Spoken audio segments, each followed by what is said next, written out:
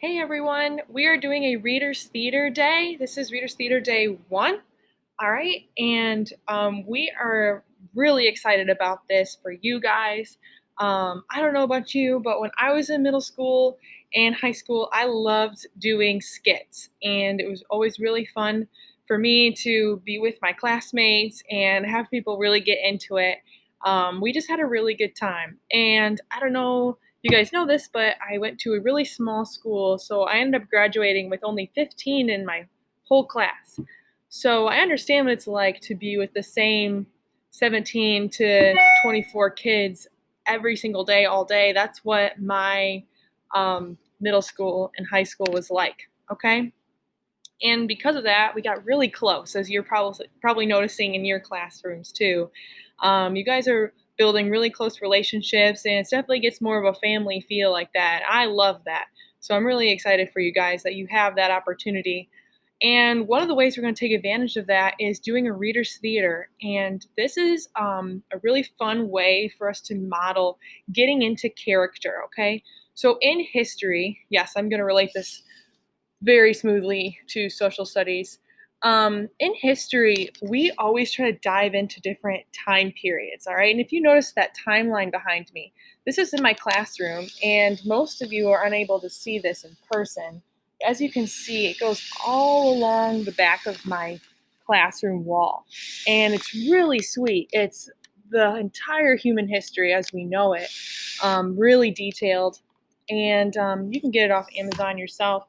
But it's really important when you're studying history to put yourself in the time period to really understand what was going on and what it was like. Okay, it wasn't anything like 2020. All right, so if you're constantly applying what life is like for you to kids who lived back in ancient China or ancient Rome, that's not what you want to do. It was way different. All right, so putting ourselves in different time periods is important, and then also getting into character. All right. And that kind of leads us to our question of the day. All right, so I'm going to jump to that. The question of the day is, why is it helpful to imagine ourselves in certain time periods? So I want you to write a sentence about that. Let me know your thoughts. Why is it helpful for us to do that exactly? And then number two, why is it helpful to imagine what it was like to be someone we learn about in history? So a person. All right, so why is it kind of fun and easier to understand concepts when we imagine being King Tut from ancient Egypt, who was only 14, and he was a king, an Egyptian king? Why isn't it helpful for us to imagine being, Caesar from Rome, right? What was it like for him? What was life like for him? So is it good for us to get into character? And then number three, your question is going to be your answer is going to be to the question, why is it helpful for you to imagine being Otzi when we research his past and how he died? All right, so you guys have been doing this maybe without even realizing it, but we're already having you put yourself in the shoes of Otzi so that you can research better and understand what life was like for him during that time. All right. Today is a fun way to do that, like I said before, with our Readers Theater. So, online in Google Classroom, you will have access to this yourself. So, you're going to pull that up on your Chromebooks. All right. Everyone has their own copy, which is fantastic. You are going to assign character roles. So, there's a whole cast list. All right. It's right there. Narrator 1, Narrator 2, Narrator 3. There's Sloane Smedley, 12-year-old, very confident, clever boy. His smooth talking charm has earned him the nickname Smooth Smedley. All right. You can read all the descriptions for those characters right there. So whoever gets Sloane Smedley, I better hear about some confident, clever, and smooth talking charm, okay? There's Sporty Medley, his sister, and there's Lion Today. He's a dishonest 13-year-old cousin. A little sneaky.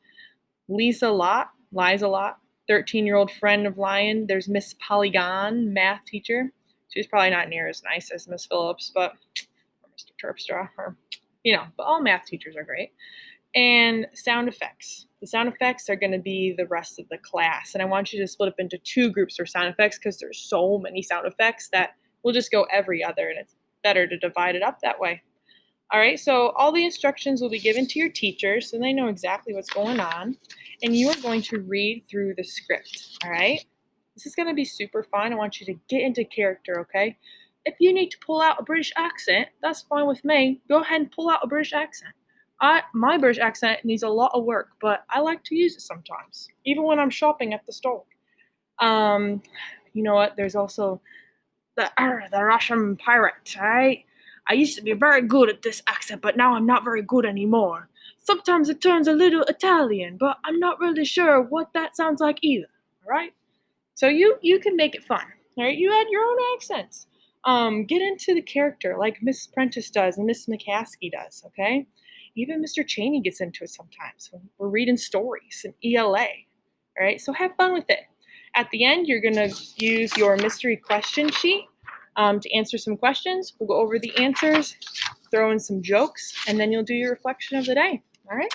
So have fun with this and enjoy Reader's Theater, The Mystery of the Haunted House.